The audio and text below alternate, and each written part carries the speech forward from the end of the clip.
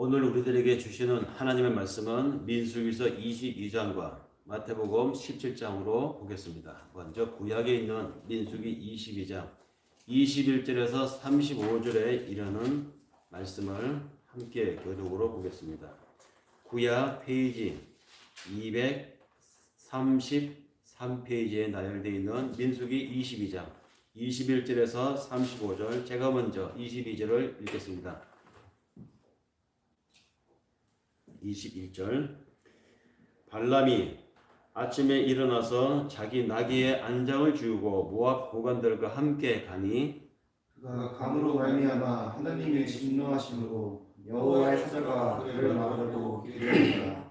발람은 자기 나귀를 탔고 그의 조종은 음악에 있더니 나귀가 여호와의 사자가 칼을 빼어 손에 들고 길에 선 것을 보고 길에서 벗어나 밭으로 들어간지라. 발람이 나귀를 길로 돌이키려고 채찍질하니 여호와의 사자는 포도원 사이 좁은 길에 서고 좌우에는 담이 있더라. 나귀가 여호와의 사자가 보고 몸을 담에 대고 발람의 발을 그 담에 짓누르매 발람이 다시 채찍질하니 여호와의 사자가 더 나아가서 좌우로 피할 데 없는 좁은 곳에 선지라. 나귀가 여호와의 사자를 보고 발람 밑에 엎드리니 발람이 노하여 자기 지팡이로 나귀를 때리는지라. 여호와께서 나귀 입을 여시니 발람에게 이르되 내가 당신에게 무엇을 하였기에 나를 이같이 세 번을 때리느냐. 발람이 나귀에게 말하되 네가 나를 거역하였기 때문이니 내 손에 칼이 있었더라면 곧 너를 죽였으리라. 나귀가 발람에게 이르되 나는 당신이 오늘까지 당신의 이세뿐만 한 나귀가 아니라 내가 언제 당신에게 이같이 하는 것이 있었느냐. 그가 말하되 없었느니라. 그때에 여호와께서 발람의 눈을 밝히심에 여호와의 사자가 손에 칼을 빼어들고 길에 선 것을 그가 보고 머리 숙이고 엎드리니 여호와의 사자가 그에게 이르되 너는 어찌하여 네 나귀를 이같이 세 번 때렸느냐. 그가 내 앞에 내 일이 사악함으로 내가 너를 막으려고 나았더니 나귀가 나를 보고 이같이 세 번을 돌이켜 내 앞에서 피하였느니라. 나귀가 만일 돌이켜 나를 피하지 아니하였다면 내가 벌써 너를 죽이고 나귀는 살렸으리라. 발람이 여호와의 사자에게 말하되 내가 범죄하였나이다. 당신이 나를 막으려고 기대에 서신 줄을 내가 알지 못하였나이다. 당신이 이를 기뻐하지 아니하시면 나는 돌아가겠나이다. 함께 읽읍시다. 여호와의 사자가 발람에게 이르되 그 사람들과 함께 가라. 내가 네게 이르는 말만 말할지니라. 발람이 발람의 고관들과 함께 가니라. 좀 긴 본문이었지만 한 번 더 신약의 본문을 보겠습니다. 마태복음 17장에 있는 말씀 1절에서 8절까지의 말씀입니다. 신약 페이지 28페이지에 있는 내용입니다.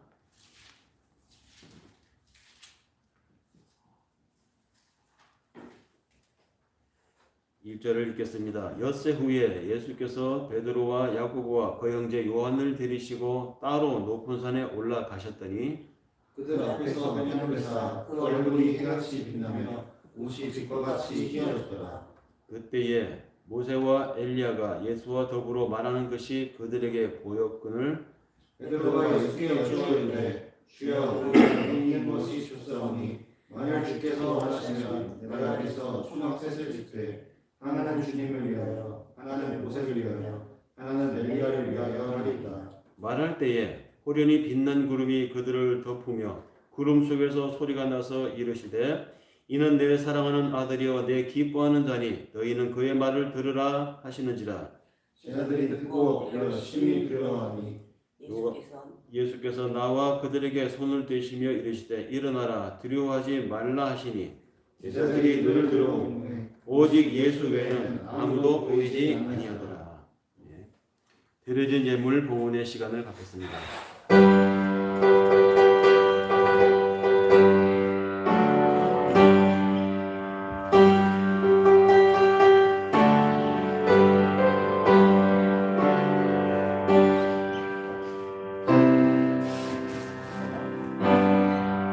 모든 것이 주께로부터 왔으니 이 예물을 주께 바치나이다.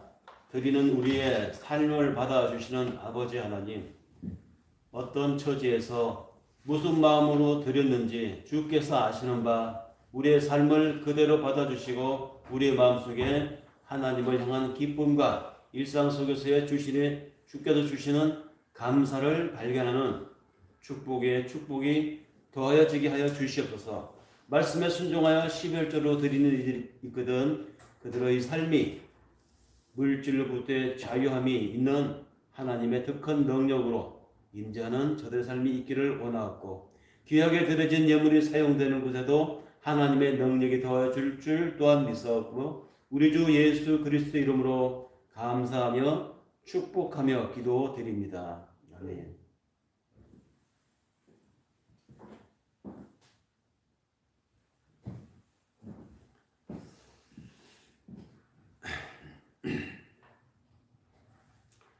카메라를 조금 더 앞쪽으로 당기니까 제가 좀 크게 나오는 것 같아요. 더 나은 것 같습니다. 빛의 조명도 그렇고요. 항상 요 각도에서 이제 화면을 내보내겠습니다. 요즘은 우리가 크리스찬으로 살아간다고 하는 것, 신자로 살아간다고 하는 우리의 프라이드가 많이 떨어지는 세대에 우리가 살고 있습니다. 내가 잘못한 것도 아닌데, 아니 내가 전염병을 퍼뜨린 것도 아닌데, 일부 이상한 교인들이, 정상적이지 않은 교회들이 그런 짓을 하는 바람에 대한민국의 이 땅의 모든 기독교인들이, 모든 교회들이 마치 그런 집단인 거냐 사람들로부터 조롱을 당하는 이런 시대에 살고 있다 보니까, 아니 내가 하나님에 대한 확신과 그리고 내 삶이 하나님께서 살아계시다는 증거의 통로로 내 삶을 드립니다, 이런 자세로 우리가 살아가는데, 그런 하나님의 나라가 이 땅에 빨리 임하기를 원하는 심정으로 우리가 살아가는데, 그래서 손해도 보고 양보하고, 그래서 정의가 하수같이 공의가 강물같이 흐르는 하나님의 나라가 이 땅에 임하기를 원하는 이런 심정으로 살아가는 많은 사람들이 요즘같이 이렇게 조롱을 계속 받고 있으니까 사기가 떨어집니다. 자존심도 많이 상합니다. 그래서 오늘 말씀은 확신과 증거로 살아간다고 하는 것, 그것이 도대체 어떤 삶이고 어떤 자세이어야 하고, 또 그렇게 살아가는 이들의 일면이 성경에서는 어떻게 소개되고 있는가. 그래서 민수기 22장과 마태복음 17장에 있는 일단의 내용을 가지고 오늘 말씀을 전하고자 합니다. 함께 읽은 마태복음의 이야기를 보면 거기에 변화산 사건이 소개되어 있습니다. 예수께서 일부 제자들을 데리고 높은 산에 올라가셨는데, 그곳에서 예수가 오른쪽에 엘리야, 왼쪽에 모세, 이 세 사람이 환한 변화된 얼굴을 가지고 서로 이야기하는 것을 제자들이 본 것이죠. 소위 변화산 사건. 변화산 사건으로 인해서 예수의 일생을 소개하고 있는 복음서 이야기는 그 이전과 이후로 딱 갈리게 됩니다. 즉 예수의 공생의 사건이 이전 갈릴리 활동과 이후 예루살렘 활동으로 이 변화산 사건을 중심으로 해서 전후가 갈린다는 것이죠. 그 변모산에서 변화된 예수의 모습을 보신, 그가 모세와 또는 엘리야와 함께 이야기하는 이 장면을 목격한 제자들은 그 변화산에서 내려와서 예수님이 자 우리 이제 예루살렘으로 가자라고 말할 때 설레었습니다. 왜냐하면 변화산에서 그들이 봤잖아요. 모세가 누굽니까? 이스라엘 사람들이 믿고 신념하는 모세 율법의 원조잖아요. 이스라엘 사람들이 하나님의 살아계신 자의 정표로 보여줬던, 활동했던 예언자가 누굽니까? 바로 엘리야였습니다. 그러니까 이스라엘 사람들이 왼쪽에 모세의 율법, 오른쪽에 선지자들의 강령, 이 양대 대표를 하는 모세와 엘리자, 이 모세, 엘리자 이 두 사람이 예수를 중심으로 양쪽에 있었다. 뭐야 이거? 예수가 바로 메시아구나.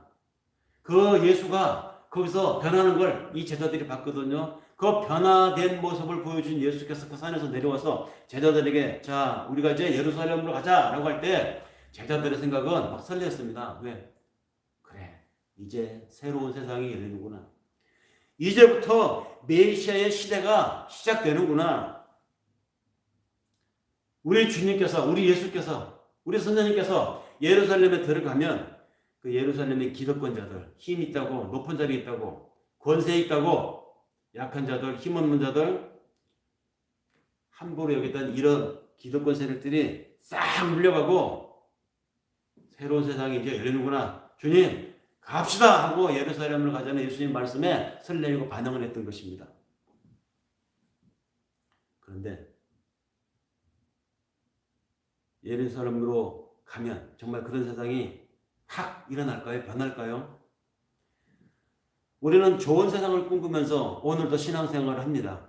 하나님의 나라가 이 땅에 멋지게 신세계로 도래하기를 원하면서 오늘을 참고 양보하고 미련하게, 남들이 보기에는 미련하게 보일 정도로 신앙생활을 해나갑니다.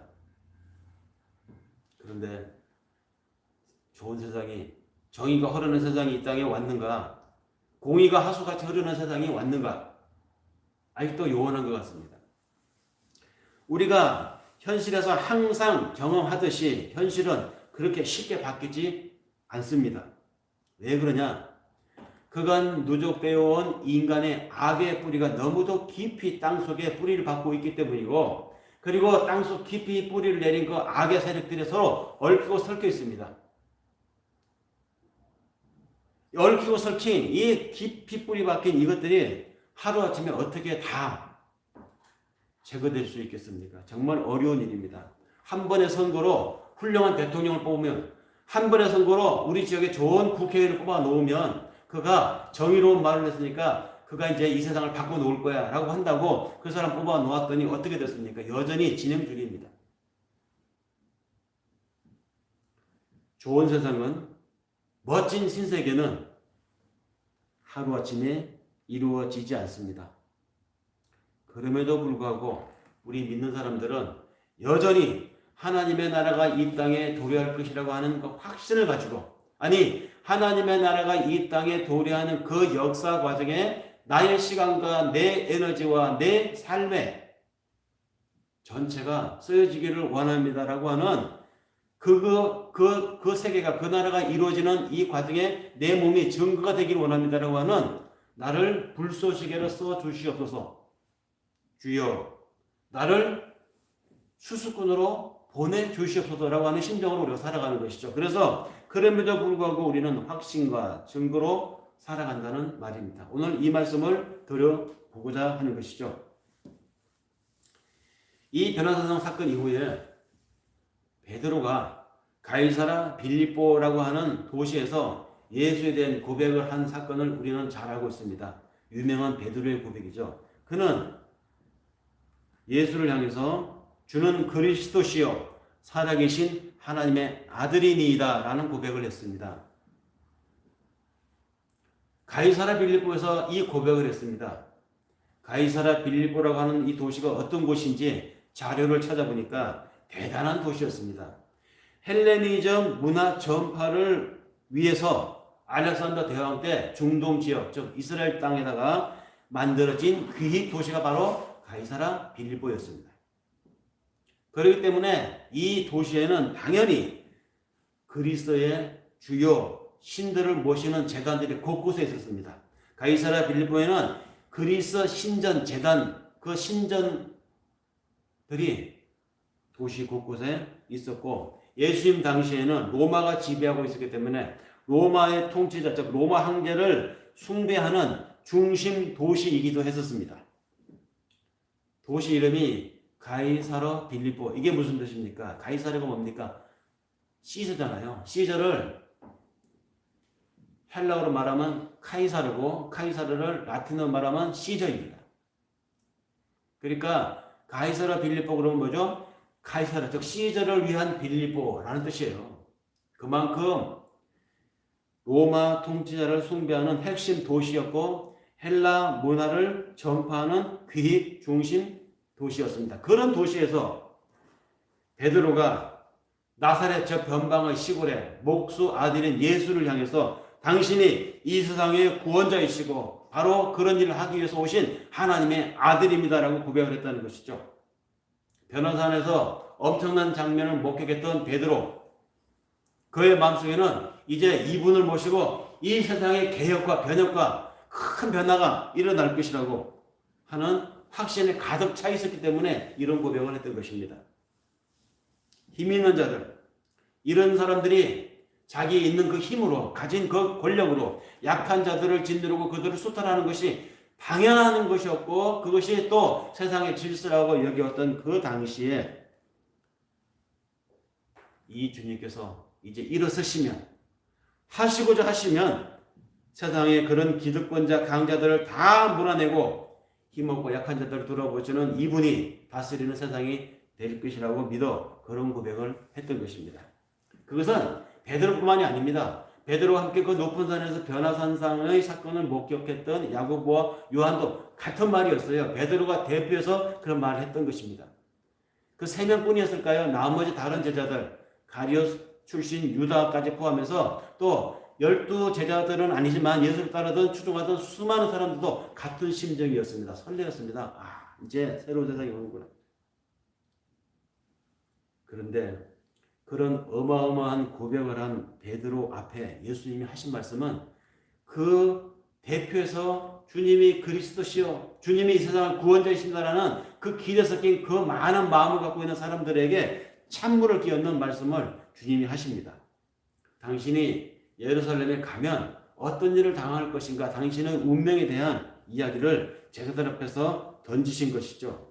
그 던지신 말씀은 제자들의 기대와 달리 내가 예루살렘에 가면 고난을 받을 것이고 그 예루살렘의 기득권자들에게 내가 배척을 받을 것이며, 아니 배척받는 것으로 끝나는 것이 아니라 그들로부터 내몰림을 당해서 결국엔 내가 십자가에 죽을 것이다, 이렇게 말씀을 하셨습니다. 제자들의 기대와는 전혀 상반된 이야기를 주님이 예루살렘 행에 대한 당신의 운명을 얘기하셨습니다. 이에 베드로가 너무너무 놀라고 실망하고 민망해서 예수님 앞에 바짝 다가가서 예수님 옷자락을 끌어당기면서, 선생님 말이 씨가 된다고 하는데 그는 어떻게 그런 말씀을 하실 수가 있습니까? 듣는 사람 많아요. 그런 얘기 제발 입 밖에도 내지 마세요. 두렵고 항망해서 베드로가 예수님의 입을 닫았습니다. 더 이상 저 입에 말을 계속하면 더 참혹한 말이 나올까봐 그만하시라고 예수를 말렸던 것이죠. 베드로는 여러모로 예수에게 있어서 좋은 제자였습니다. 훌륭한 제자였죠. 정말 열심히였던 사람이었습니다. 그랬던 베드로였지만 그 베드로가 모르는 것이 한 가지 있었습니다. 그것은 멋진 세상, 하나님이 다스리는 세상, 그런 새로운 세상은 저절로 오는 것이 아니라 누군가의 희생을 통해서만 온다는 사실을 베드로는 몰랐어요. 베드로만 몰랐을까요? 오늘날에도 똑같은 원리 아니겠습니까? 하나님을 믿고 살아간다고 하는 사람들의 집단인 우리 교회들이 하나님 앞에 기도하고 주문만 외우면 신천지, 새하늘과 새 땅이 이 땅에 그냥 뚝 떨어질 것 같이 믿고 있는 사람들이 사실 많습니다. 아니 집단적인 신천지 이건 두고라도, 그건 각설하고라도 내 인생이, 내 삶이 내가 하나님 앞에 열심을 다하고 내가 하나님 앞에 열심히 신앙생활을 하면 어느 날 갑자기 쨍 하고 했던 날이 내 앞에 확 오리라, 어렵던 일이 확 풀리리라, 이런 것이 우리들 속에, 기대 속에, 사실 신앙하는 모든 사람들 속에 있다는 것이죠.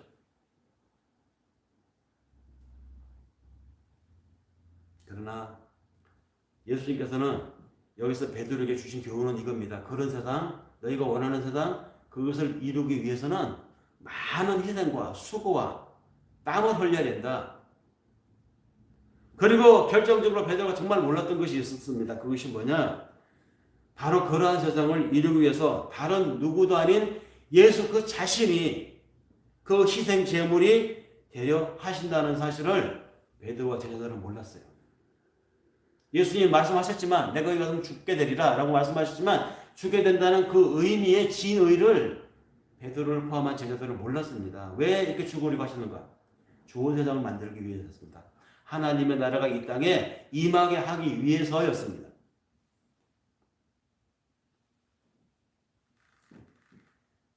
분명 역사의 시간은 흐릅니다. 우리의 인생도 내가 태어났으니까 나 죽는 날이 있겠죠. 내가 죽고 나면 나의 이세들이 또 살아서 내 나이 때가 되면 인생의 이치를 알고 그 산다는 그 과정에 대한 의미를 해석하면서 자신들이 낳은 그 다음 세대에게 또 이야기할 것입니다. 시간은 흐릅니다. 그러나 하나님의 역사는 그 과정에서 이루어져 갑니다. 그러므로 이 땅의 역사가 흐르고 흘러서 마침내 도달해야 될 시간의 오메가, 역사의 끝자락엔 분명히 하나님의 나라가 있습니다. 올 것입니다. 시간의 역사가 도달해야 될 오메가 반드시 우리에게 온다는 것이죠. 하지만 그 멋진 나라, 그 신세계가 우리에게 오는 그 과정에서 불가피하게 이전 세계는 무너지게 되어 있습니다. 그 과정에서 불가피하게 파국이 찾아오고 멸망이 찾아옵니다. 그것은 집단적일 수도 있고 내 개인적인 삶일 수도 있고 내 인생의 스케줄일 수도 있습니다.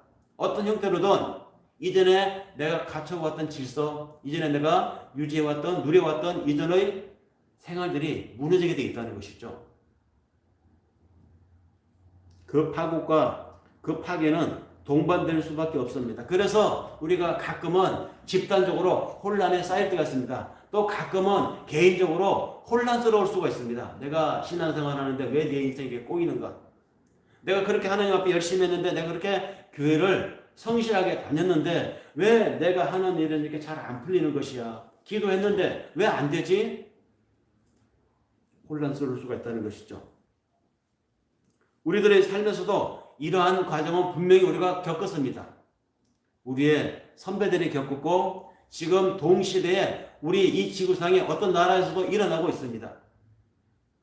멋진 나라, 제대로 된 나라, 제대로 된 세계를 만들기 위해서 지금 미얀마라고 하는 그 나라에서 시민들이 혁명이 일어나고 있죠. 그런데 그 혁명을 짓누르려고 쿠데타를 일으킨 군부 세력이 시민들을 총을 쏴서 자국 국민을 막 죽입니다.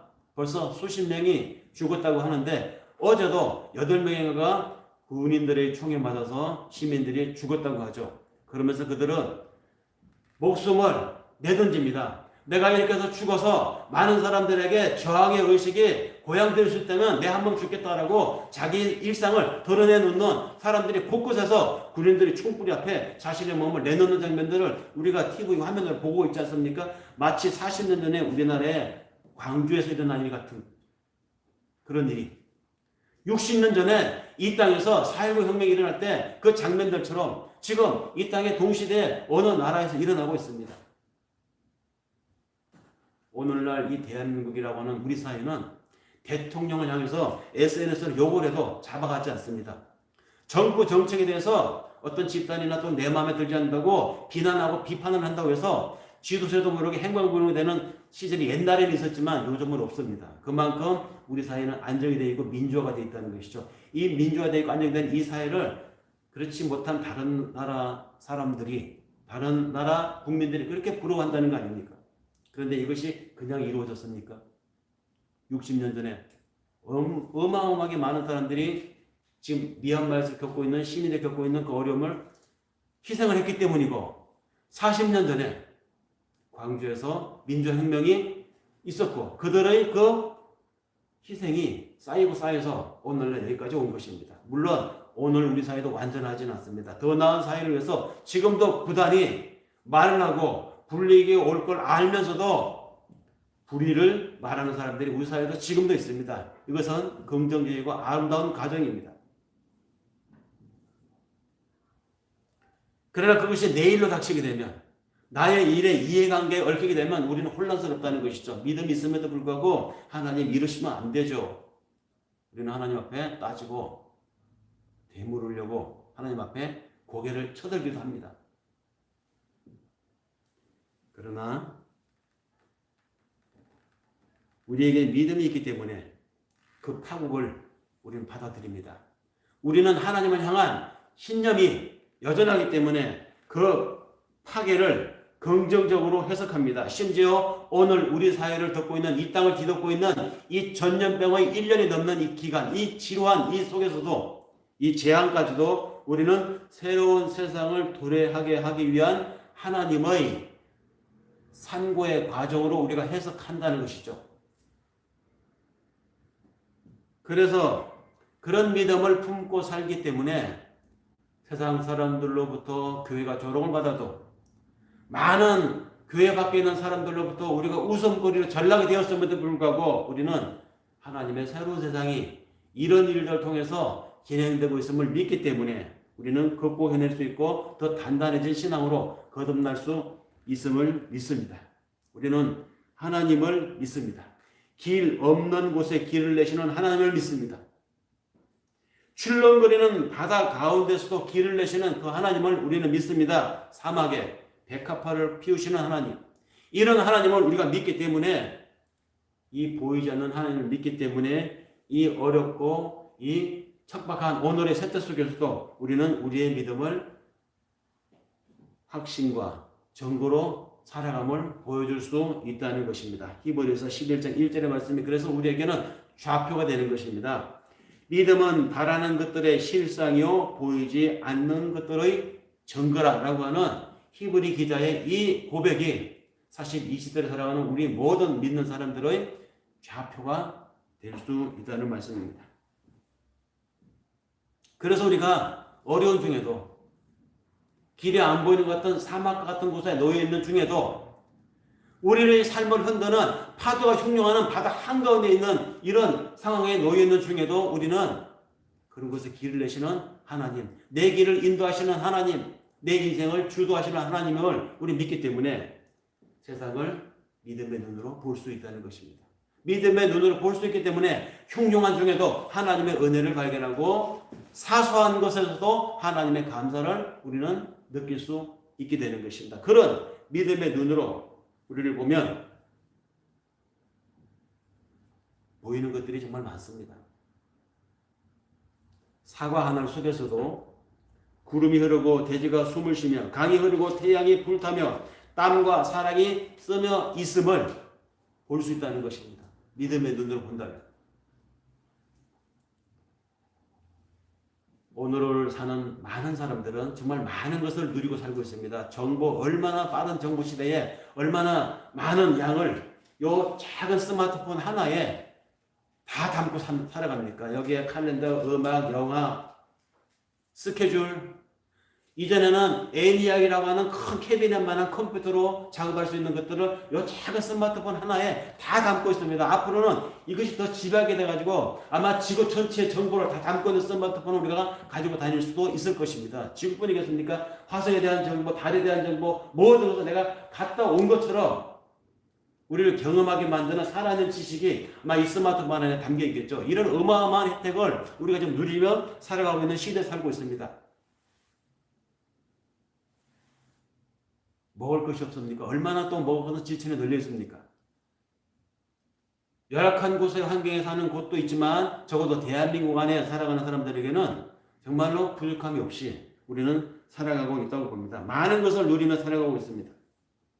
그런데도 불구하고 사람들이 불만이 여전하고 그런데도 불구하고 사람들은 여전히 나는 부족하다고 말하는 사람들이 많은 것 같아요.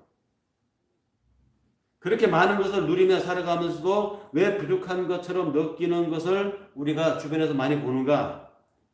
사람들이 바로 이 믿음의 눈으로 지금을 보지 못하기 때문입니다.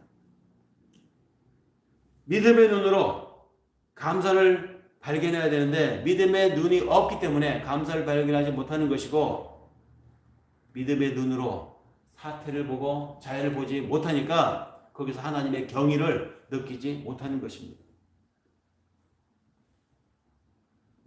믿음으로 살아간다고 하는 것은 그런 눈에 보이지 않는 하나님의 질서를 내 삶에 우리들의 공동체에 끌어들이는 과정의 삶이 바로 믿음으로 사는 과정입니다. 이런 과정을 믿음으로 소화해내지 못하게 되면 저주하면서 살게 되고 두들거리면서 살게 되고 원망하면서 살게 됩니다. 그렇게 많이 가졌는데도 부족하다고 더 달라고 하게 되는 것이죠. 지옥이 따로 있는 것이 아닙니다. 바로 그것이 지옥이죠. 여러분, 지옥이라고 하는 말 한문으로 풀어보셨습니까? 지옥. 땅지자에 같이 옥입니다. 땅지자에 땅에 갇혀서 사는 것. 하늘을 보지 못하고 땅에만 갇혀서 땅에만 눈이 박혀가지고 땅에 있는 것만 생각하고 살아가는 것. 이게 지옥이에요. 내 눈앞에 보이는 이익에만 함몰돼가지고 살아간다고 하면 바로 그것이 지옥이고, 내 이익에만 몰두해서 다른 사람을 보지 못하고 살아가는 것, 그것이 지옥이라는 것이죠. 그러면 천국은 뭡니까? 하늘을 보며 사는 것입니다. 하늘이 바로 내가 가야 될 본국, 내 본 나라라고 생각하고 사는 것이 천국이라는 것이죠. 땅만 보지 말고 하늘만 봐라. 그래서 나오는 이야기입니다. 나만 보지 말고 저 사람 입장에서도 좀 봐라. 이것이 바로 사랑으로 살아가는 이야기입니다. 그런데 이것이 너무 결여되어 있다는 것이죠. 이것이 결여되니까 믿음으로 세상을 보지 못하니까 저주하고, 조금만 자신에게 불편하면 악담을 퍼붓고 편가르기를 하고 세력을 만들려고 하고, 이것이 이 세상입니다. 더구나 전염병이 1년 넘게 우리를 짓누르고 있는, 그래서 가정에 블루 코로나라고 하잖아요. 나가지도 못하고 여행도 못하고 사람도 만나지 못하고 만난다고 해봐야 제한적이고, 그래서 삶의 질이 사실 너무너무 형편없어졌습니다. 이제 우울합니다. 이렇게 힘들 때일수록 서로에게 위로가 되어주고, 이렇게 힘들 때일수록 서로를 세워주는 이런 아름다운 삶의 처신들이 필요하지 않겠습니까? 그런 이야기들이 우리가 읽은 민수기 22장의 발람과 발락 사건에서 소개되고 있습니다. 이 이야기는 민수기 20장에서부터 발단이 되는데요. 민수기 20장에서부터 나중에 시간이 되시면 다시 한번 읽어보시기 바랍니다. 20장, 21장, 22장, 23장까지를 하나의 사건으로 엮어서 읽어보셔야 전체적인 맥락이 이해가 될 것입니다. 애굽을 탈출해서 홍해를 건너와 광야에 머무르고 있는 이 출애굽 공동체.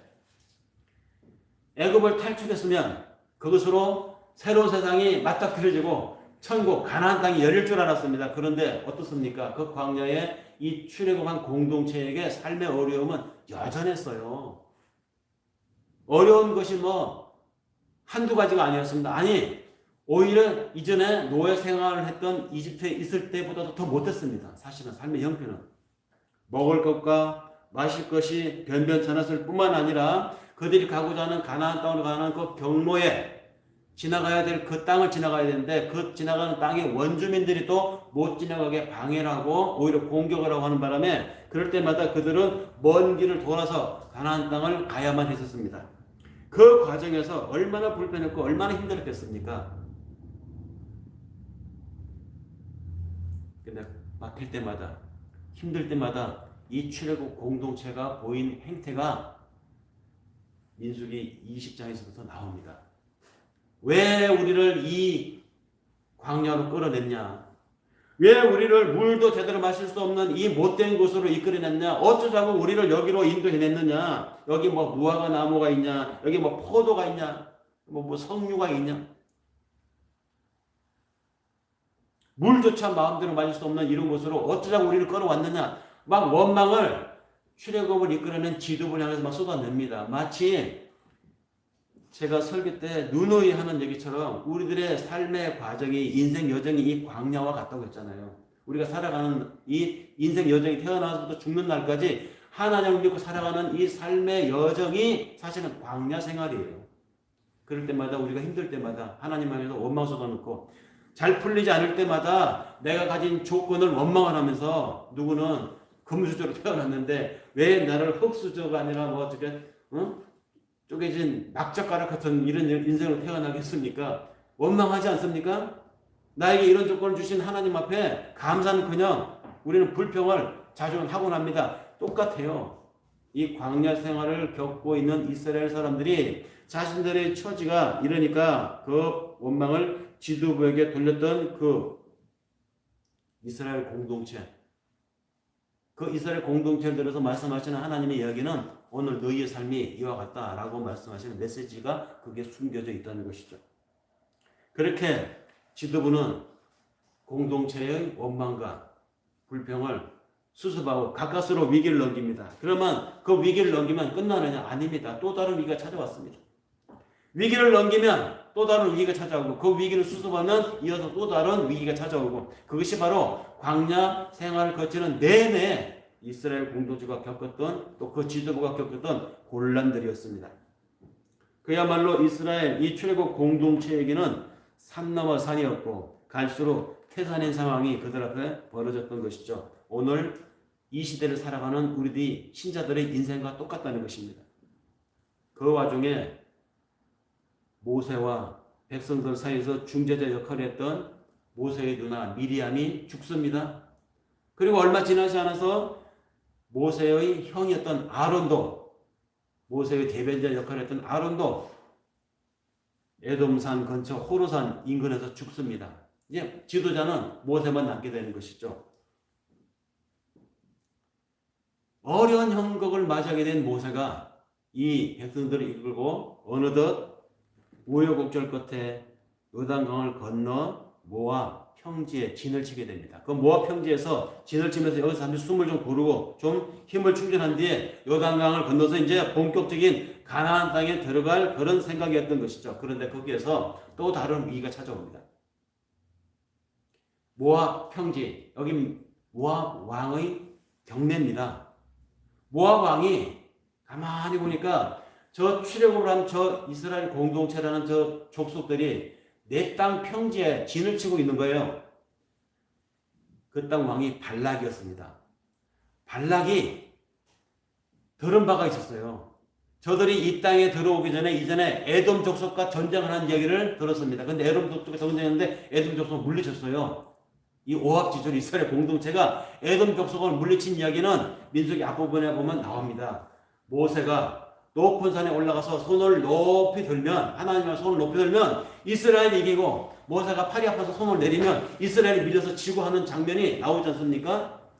에돔과의 전쟁 이야기입니다. 모세가 하나님을 향해서 도와주십시오 손을 내니까 이스라엘이 승리해서 에돔 족속을 물리치고 그들을 가로질러 광야를 가로질러 지금 모압 땅까지 온 것이죠. 이런 얘기를 발락 왕이 알고 있어요. 저들이 어떻게 전쟁에 이겼는지 알고 있었습니다. 야훼가 저들과 함께한다는 걸 알고 있었습니다. 그 야훼가 함께하는 이 족속을 두려워했던 것이죠. 저들이 내 땅에 들어왔구나. 이제 나한테는 어떻게 할 것인가. 그래서 두려웠던 발락 모압 왕이 부들 땅에 살고 있었던 유명한 제사장, 소문난 제사장 발람 제사장을 초대를 합니다. 내가 많은 돈을 줄 테니까 내 왕궁에 와서 저 들판에 있는 저 이틀을 나와서 지금 어디로 가는지 모르겠지만 지금 내 땅에 있는 저 집단을 좀 저주를 해 주십시오. 발락 왕이 발람 제사장을 요청을 해가지고 저주를 해달라고 자기 고위 사신들을 보냈는데 그 사신들의 부탁에 발람 제사장이 하나님 앞에 기도를 합니다. 가야 될까요? 말아야 될까요? 가는 것이 옳습니까? 안 가는 것이 옳습니까? 여러분, 모압 왕, 모압 족속이 어떤 족속인지 아세요? 모압 족속은 이 모압 족속과 또 한 족속이 있죠. 암몬 족속이 있습니다. 모압 족속과 암몬 족속은 그 씨가 누구에게서 나왔는지 아십니까? 성경에 보면 창세기에 19장에 나와 있어요. 이들의 조상이 롯입니다. 롯이 누굽니까? 하나님께서 내가 네게 지시할 땅으로 가라라는 하나님의 여호와 하나님의 명령 하나 믿고 따라 나왔던 아브라함 있죠? 아브라함의 조카가 롯이에요. 다시 말해서 이 암몬 족속과 모압 족속이 누구냐? 아브라함의 사촌지간인 민족들입니다. 그러니까 여호와 하나님에 대한 믿음에서 관계가 없는 민족이라고 할 수가 없어요. 그들의 조상인 롯이 여호와의 약속을 믿고 아브라함을 따라 나왔던 아브라함의 조카였거든요. 그런데 신앙에서 여호와에 대한 신앙에서 멀어지면 하나님 중심의 신앙에서 멀어지면 사람들은 자기 중심적 신앙으로 변하는 것이 보편적인 것 같아요. 이 당시도 마찬가지였습니다. 여호와에 대한 믿음이 얼마나 멀어져 있었는지 자신의 상황이 다급하고 자신의 입지가 흔들리니까 자신의 입지를 굳히기 위해서 자신의 상황을 극복하기 위해서 소문난 마술사, 소문난 예언자라는 소문난 제사장이라고 하는 발람을 초청해서 기껏 요청하는 것이 저 족속들을 저주해달라고 부탁을 합니다. 이게 우리의 신앙을 여기에서 반영해서 찾아보면 똑같은 얘기입니다. 우리가 하나님 중심적인 신앙의 경건의 능력이 충만해질 때는 주여 나를 사용해 주시옵소서. 주여 내 시간과 나의 에너지와 나의 이 플랜을 하나님께 맞추기를 원합니다. 라고 하지만 우리가 신앙에서 옅어지고 하나님에서 멀어지게 되면요.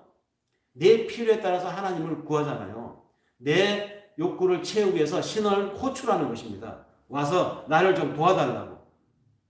지금 모압 왕 발람의 입장이 그렇다는 것입니다. 이 족속도 하나님과 무관치 않은 족속임에도 불구하고 얼마나 신앙에서 멀어져 있었으면 신앙의 본류 아브라함의 그 출발했던 신앙의 본류에서 멀어져 버렸으면 제사장을 마술사처럼 와서 저들을 저주해달라고 내가 듣자 하니 그대가 복을 비는 자는 복을 받고 그대가 저주하는 자는 저주를 받는다라는 말을 내가 들었어. 그러니 와서 나를 위해서 저들을 와서 좀 저주해 주십시오 라고 요청을 했을 정도이겠습니까? 그런 요청 앞에 발람은 기도해왔던 사람으로서 하나님의 일을 대신해왔던 사람으로서 하나님 앞에 기도했더니 하나님이 그 밤에 응답을 주셨습니다. 가지마. 가지 마라. 지금 저 광야에서 모압 평야에서 진을 치고 있는 저들은 내가 복을 주기로 작정했던 민족이다. 내가 이끄는 민족이다. 너는 저들을 저주하러 가지 마라. 그게 답이었어요. 그래서 하나님이 응답하지 않으니 하나님을 가지 말라고 하니 내가 갈 수 없어라고 대답하는 이 발람 제사장의 이야기에 발락 왕이 다시 더 높은 고관들을 사신으로 보내면서 더 많은 재물을 챙겨 보내면서 와서 다시 한번 나를 위해서 저들을 저주해 주시라고 부탁을 합니다. 그 간절한 부탁에 마음이 흔들린 발람 제사장이 다시 기도합니다. 하나님 어떻게 할까요? 또 왔는데요. 또 부탁했는데 이번에는 그런데 하나님 어쩐 일인지 허락을 합니다. 가라. 가는데 가서 말을 하는데 대신에 내가 너에게 하라고 한 말만 하라.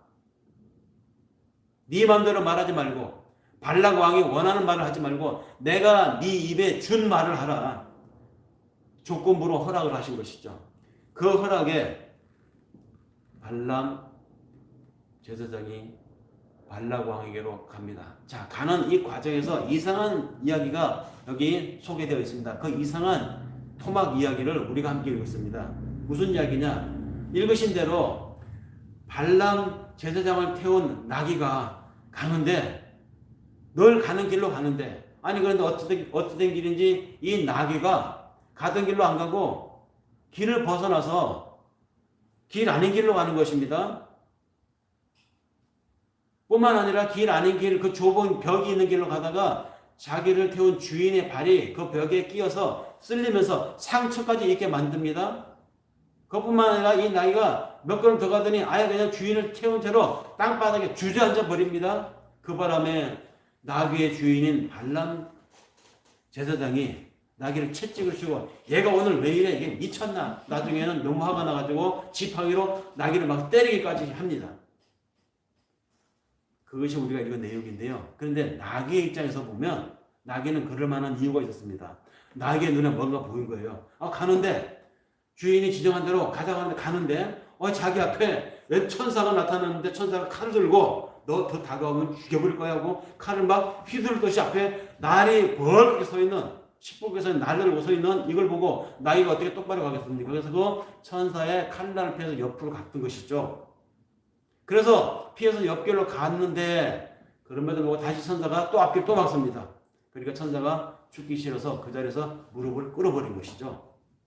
그리고 주인에게 채찍질을 당하고 주인에게 지팡이 맞음을 당합니다. 바로 그 순간에 하나님이 발람 제사장에게 눈을 열어줍니다.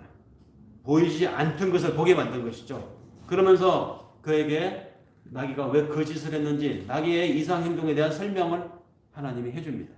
만약에 네가 나귀가 채찍을 해서 나귀가 정면 돌파했더라면 그 앞에 있는 천사의 칼이 너를 쥐고도 남았을 것이다. 너 나귀 덕분에 사는 줄 알아. 이 얘기가 우리가 읽은 내용입니다. 발람이 다시 묻죠. 그러면 하나님, 제가 가지 말까요? 가라. 가서 내가 너에게 네 입에 지어준 말만 해라. 이것이 우리가 읽은 민수기 한 부분 내용인데요. 역시 20장에서부터 23장까지 전체적으로 여기서 읽어야 됩니다. 이 짤막한 이야기가 여기 왜 굳이 들어갔는가? 이것은 풍자입니다. 풍자. 즉 예지력과 축사 능력을 가지고 인근에 소문난 제사장이 일국의 왕으로부터 초청까지 받을 만한 어마어마한 이런 사람이 실은 제대로 보지 못하는 사람이더라. 봐야 할 것을 보지 못하고 눈뜬 장님이더라. 아니 동물인 나귀도 보는 것을 이런 어마어마하다고 하는 소문난 사람이 보지 못한다. 이것을 폭로하는 이야기입니다. 이 경험을 한 발람은 두려웠습니다.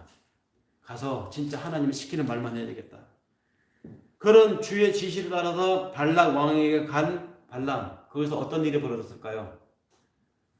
발락 왕이 발람에게 자 저기 저들을 위해서 저주해 주시오. 내가 많은 재물을 준비했습니다. 다 당신께 주겠습니다. 라고 했지만 자 입을 여니까 어떻게 됩니까? 하나님이 시키는 말만 합니다. 하나님의 시키는 말 뭡니까? 그들을 저주하는 것이나 축복하는 말을 합니다.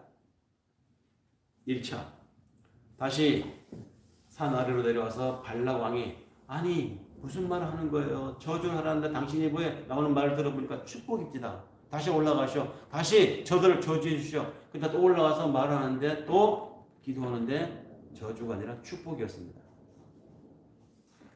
그렇게 3번이나 반복되니까 발락 왕도 포기를 합니다.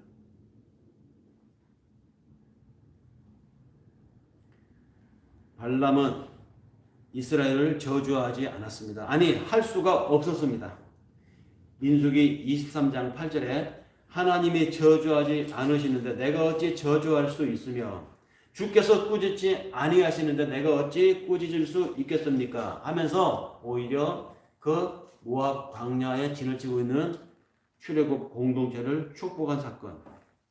저주를 축복으로 바꾸시는 하나님의 계시 앞에서 발람 제사장은 비로소 제대로 보고 제대로 말하는 사람이 되었던 것이죠. 우리는 확신으로 살아갑니다. 그리고 하나님의 증거자로 내 삶을 내어놓았다고 이러한 삶의 여정에 우리는 노출되어 있습니다. 내가 확신하는 것, 내가 증거가 되는 것은 내 삶을 증거하는 것이 아니고 나를 드러내는 것이 아닙니다. 그 과정을 통해서 하나님을 드러나게 하는 것이죠. 나를 주장하고 내 것을 고집하면 하나님이 드러날 수가 없습니다. 내 삶에 하나님이 나타나야 되고 내 손끝에 내 말에 하나님의 영광이 드러나려면 나는 작아져야 되고 오히려 내가 내세웠던 많은 것들이 감춰져야 됩니다. 이전까지 이 발람 제사장은 눈이 밝은 사람으로 많은 사람들로부터 존경을 받았던 사람이었습니다. 역사를 민감하게 해석하는 지식인이었고 지성인이었다고 사람들로부터 추앙을 받았던 사람들이었습니다. 그런 존재였는데 그에게 하나님의 계시가 임하게 되니까 어떤 일이 일어났습니까? 자신이 알았던 것이 부분적인 알미였고 자신이 선언했던 많은 경험들이 극히 일부분이었고 자신은 전체가 아니라 한 부분을 알고 있었던 존재임을 하나님 앞에 고백하는 그런 자신이 폭로되는 그런 존재가 되었다는 것이죠. 이 많이 들어본 얘기 아닙니까? 신약에 가면 나중에 이름을 바울로 바꾸는 사울의 이야기잖아요. 사울이 예수를 믿는 사람들을 핍박하겠다고 다마스커스로 가는 그 도상에서 빛으로 찾아오신 예수를 만나고 난 이후로 그가 어떻게 변했습니까? 그가 그 이전에는 예수를 만나기 이전에는 신앙을 갖기 이전에는 내가 옳았어. 내가 맞아. 내가 가마리엘의 문화생이었고 수제자였고 히브리인 중에 히브리인이었고 모든 율법에 능통한 내가 판단하는 것이 전부 올이야 올. 그게 전체야 라고 했던 그의 사고가, 그의 경험이, 그의 지식이 다 초고에 와서 날아가 버리지 않았습니까? 이 발람 제사장의 이 경험과 뒷날 바울이 된 사울의 경험은 같은 것입니다. 나는 안다. 내가 제대로 알고 있다. 내가 하는 것은 다 옳다라고 여겼던 이전의 자부심과 이전의 신념과 이전의 지식들이 한낱 제한적이었고 불완전했던 것이며 부분적인 것에 불과했음을 고백하게 만드시는 하나님에 대한 경이로운 경험. 바로 이것이 하나님이 오늘 우리들에게 동일하게 하시는 일입니다. 이런 경험이 우리들에게도 있다면 내가 고집하는 것이, 내가 견제하고 있는 이 아집이,